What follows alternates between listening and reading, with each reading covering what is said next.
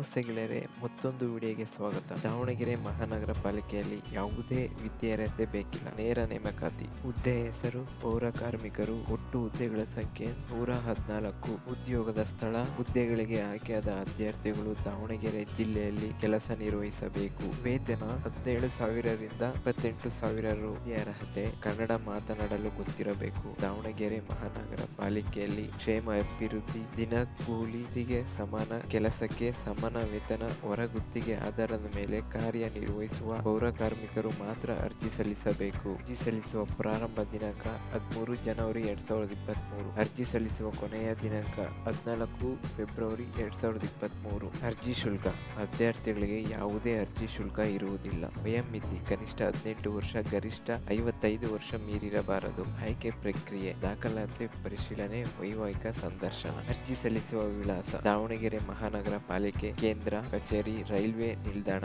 ಎದುರು, ಪಿಬಿ ರಸ್ತೆ, ದಾವಣಗೆರೆ. ಅರ್ಜಿಯೊಂದಿಗೆ ಲಗತ್ತಿಸಬೇಕಾದ ದಾಖಲಾತಿ ಪ್ರಮಾಣ ಪತ್ರಗಳು: ಅಂಕಪಟ್ಟಿ, ಮೀಸಲಾತಿ ಪ್ರಮಾಣ ಪತ್ರ.